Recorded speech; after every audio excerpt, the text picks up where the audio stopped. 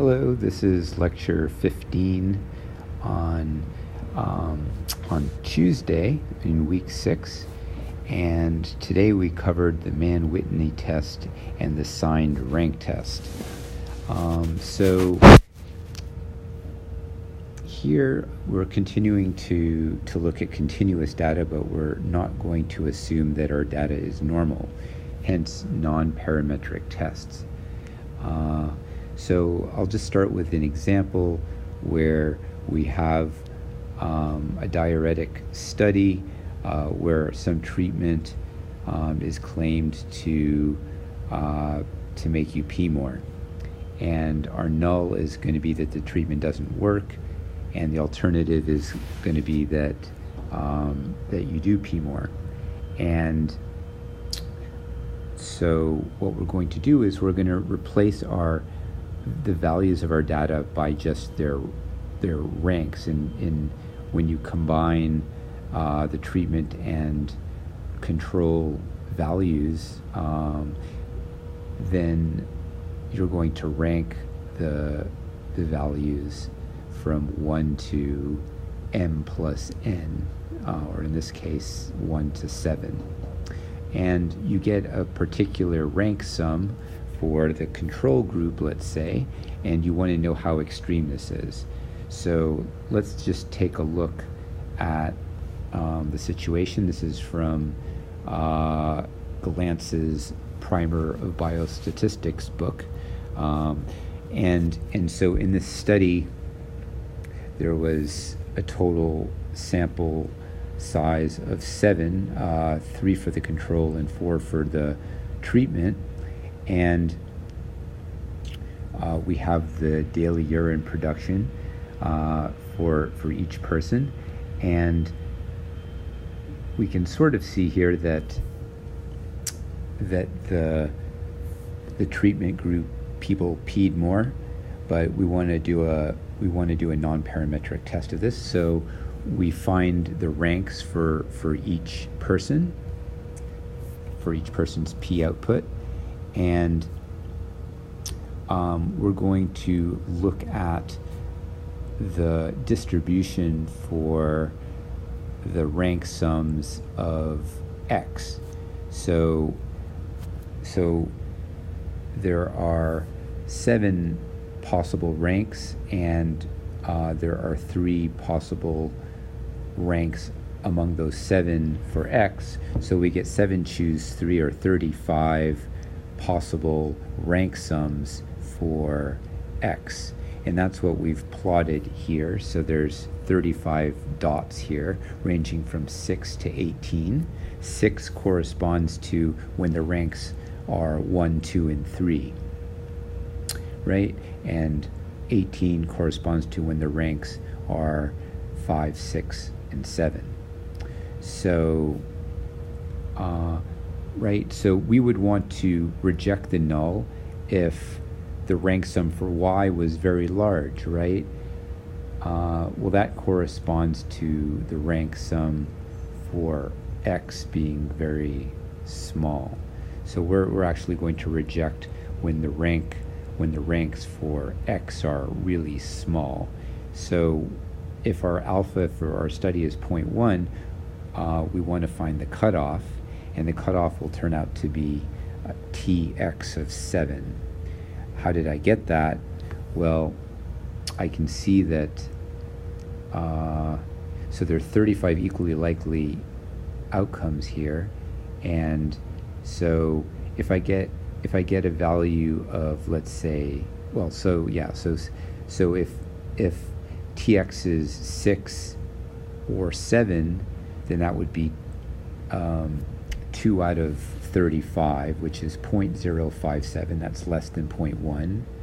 But if I include Tx of 8, then I have to add 2 more dots. So then I'd get to be more extreme than 8 would be, the chance of that is 4 over 35, which is 0.11. Now that's bigger than 0.1, so that's not the cutoff. The cutoff will be 7. And there's actually a table that can tell you this.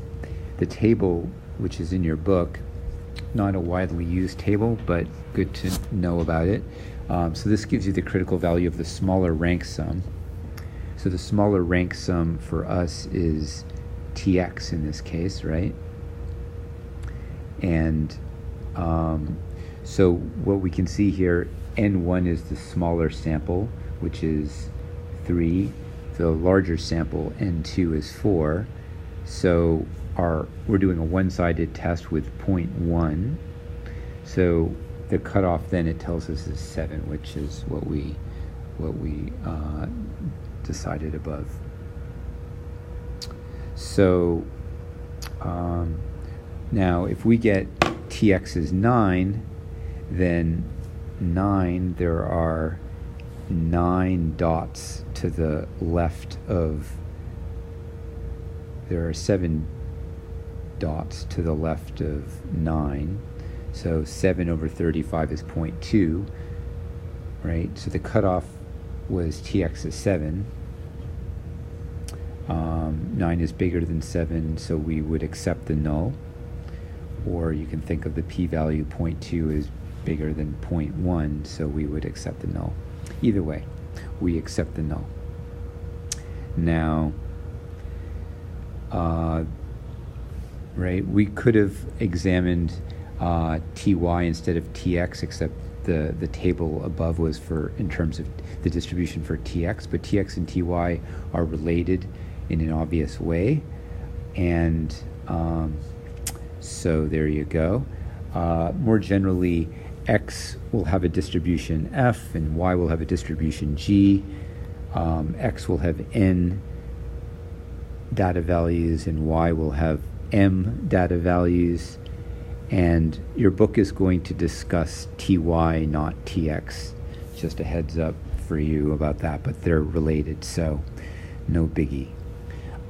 So then I told you about a theorem of mine, which basically says that under the null hypothesis, the expectation of ty and the variance of ty is what's given here, and this is something you can read about in the book, very easy.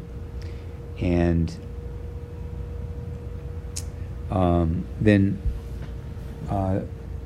we don't want to use the table if we can avoid it, so we often use the fact that ty is approximately normal. To understand this more carefully, we understand the relationship between ty and another test statistic called the Wilcoxon test statistic, which is written uy, and this is a sum of indicators when xi is less than yj over all pairings of i's and j's. So this is essentially a count of the number of times that the control urine output is less than the treatment urine output. And so these indicators are, they're actually not independent of one another, although they're almost independent of one another, and we'll explore this at the end of this lecture. But anyway, we have a sum of identically distributed random variables, almost independent, so CLT works well, and the UI is approximately normal. How does the UI relate to TY? To explore this, we look at the order statistics for our XI, and this is explained quite well, I think, in the book. So I think I will just jump to the relationship that UI and TY are related by this relationship over here. And so since UI is normal, it follows that TY is approximately normal, and there you go. But UI is the test statistic that R uses, so this in some ways is more important. So UI is actually, as I said, it's It's basically a count of the number of times that x is less than y, and if you want to make that into a probability, you can divide it by the total number of pairings of x and y, which is n times n. So uy over mn is a number between 0 and 1, and it's an estimator for the probability that x is less than y in your population. So to recap, there's a test statistic called uy, which the built-in R function Wilcox.test will compute for you. It makes the assumption that uy is approximately normal, and that's a valid assumption if m and n are relatively large. So it'll find the p-value for w. Otherwise, you have to go and use a table. Okie doke.